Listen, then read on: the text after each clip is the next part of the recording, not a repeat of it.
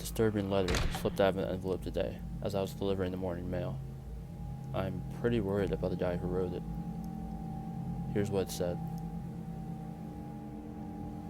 Dear reader, my name is Seth, and I'm an alcoholic, but I don't belong here. I was sent to Burning Oaks Treatment Center involuntarily after my parents followed an interventionist advice. That was in May of 2018. I'm risking my safety by sneaking this letter into the staff's outgoing mailbox. If I get caught, this could be the last letter I ever write.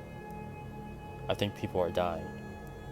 The counselors here watch my every move. They're always watching, except when they're on lunch break. They read my mail, monitor my phone calls. They even watch me piss. They tell me who I can talk to, for how long and when. I get one phone call to my parents each week, and even then, staff listens in and sets a timer for 5 minutes. When the timer goes off, the line goes dead. Staff coaches us before the phone calls, telling us what to say. Keep it about news, weather, and sports, my counselor Greg says. Ask how they're doing. Keep the focus on them. For clients, rule 1 is this: never tell your family what really goes on here, or else. Every month, my parents think I'm getting out of here, but then staff calls with the same story. He's still sick. He needs more treatment. That's what they tell all the clients' families. When I protest or tell staff I'm ready to go home, they shake their heads and say, "That's your disease talking." All the clients have been here for years. Not one client has left. Burning Oaks has always felt like prison, but lately things have gotten weird. Every morning at sunrise, we do yard work for 2 hours. Rain, snow, tornado, or hail, we do yard work. Even if the sky is spitting out golf ball size hail, we do yard work. No excuses. One day, a client was projectile vomiting during a cold turkey heroin withdrawal, and he shoved a rake in his hand and said, "Stop crying and get to work." The other day, as we raked leaves by the woodshed, 2 white unmarked vans pulled up, and several men in hard hats jumped out and went into the lobby. Minutes later, they came out carrying several large boxes with what looked like office supplies hanging out. They packed them into the vans, then drove off. "What's that about?" Scott, my other roommate, asked. I shrugged. After we finished chores, we went into the cafeteria, but the clock on the wall was missing. A black cord dangled where the clock had stood. And when we walked into the hallway by the front desk, the clocks had been stripped from those walls too. "Where'd the clocks go?" I asked Rocky, the behavioral tech, who was eating a sandwich at the desk. He shrugged, saying nothing. And in the bedroom, all the alarm clocks had been taken from there too. Not a single clock remained in the building. The next morning, events took a dark return. A client, Bridget, walked up to the staff counter to ask Nurse Betsy for some over-the-counter pain reliever for her toothache. "My tooth is throbbing," she said. Nurse Betsy glared at her. I couldn't hear everything they said, but I watched from a distance. After a moment, Betsy rose from her seat, leaning towards Bridget from behind a glass panel, shouting. Bridget started crying, covering her face to mask her sobs. Then, another nurse stormed up from the back office and grabbed Bridget's arm. I gasped, starting to approach, but it was too late. Bridget wailed, trying to wrestle away from that nurse. But the nurse doubled down on her grip and dragged Bridget by her hair and forced her into the back office. My jaw dropped. No one saw Bridget again after that. The next day, we were supposed to get time to call our families, but staff announced an emergency meeting instead. "Everyone, come to the front room," Mr. Owen shouted from the hallway over a megaphone. When we entered the room, staff was seated in a circle, motioning for us to sit on the floor. I felt like a kindergartner, gathering for story time. "What's going on?" Scott asked, frowning at Rocky, who glared back. Then, Mr. Owen spoke. "We've decided to do away with phone privileges for a while," he said. "Some of you have misbehaved. Until I see improvement, there will be no more phone calls, incoming or outgoing. What do you tell our families? Lauren, another client, asked. They were still sick and need treatment? Isn't that what you tell our families every month? Do you also tell our families how you watch creepy videos of us in the back office? I fumed, clenching my jaw, my heart racing. Adrenaline coursed through me. Before I could speak, Mr. Owen rose and walked towards Lauren, towering over her like a guard. What do we tell them? He asked, raising the pitch of his voice, mocking her. We tell them you can't get your act together, and we've revoked your phone privileges. He turned, then gestured towards staff, who followed him out of the room without another word. Sometime in the middle of the night, I awoke to a shuffling sound outside my door. Low, muffled voices sounded as two people whispered outside the door. I pressed my ear against the door, listening. It was one male and one female voice, Nurse Betsy and someone else. No, we can't do it now, the woman whispered, her tone anxious. Then when? The man snapped back. Mr. Owen. That impatient, condescending tone. Who else? I'll tell him it's his new medicine, the nurse said. Goosebumps rippled over me. I leaned closer, listening. Tell him the doctor ordered it, Mr. Owen said. Do it in the morning. Whatever this was, I didn't like the sound of it.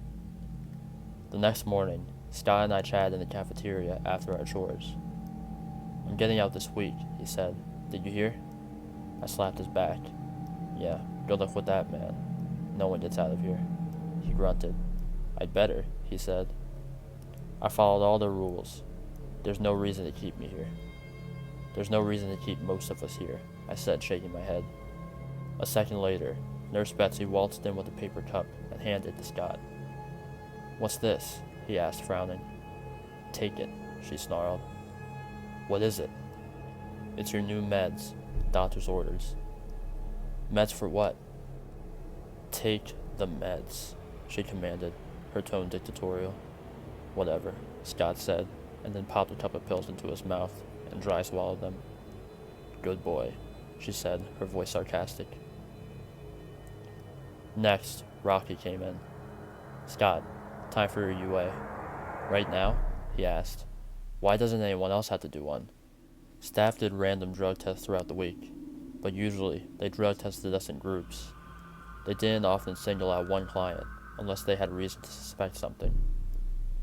In this case, there was no reason to be suspicious. Scott had been the model client, hadn't broken a single rule. I don't have to pee yet, he said. Then drink some water and hurry, Rocky said.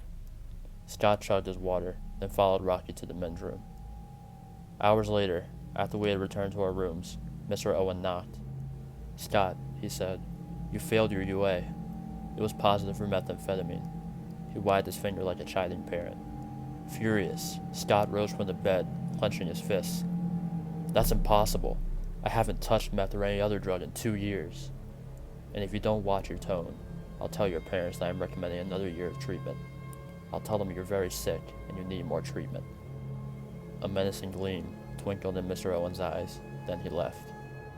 After that, clients started disappearing. Scott vanished first. One day, after chores, we went inside to look for him, but he was gone. Did he go home? I asked. Nurse Betsy laughed, shaking her head, but said nothing. The next morning, Ryan vanished. His belongings remained scattered about in the bedroom, but no sign of Ryan. Staff wouldn't say a word about it. Later that evening, Lauren and another girl both vanished. We have to figure out what's going on here, I said to Nate, my other roommate. Where are they taking everyone? Nate asked. They have to be on the property somewhere. But this place was pretty small, with just a few trailers scattered across a small campus. We had the main building, where we slept, and a trailer for morning groups, and a trailer for medical visits. That was it. Then, Nate's eyes widened. What about the woodshed? You really think they'd be in there? I asked, my heart thumping in my chest. We'll look tomorrow, Nate said, during yard work.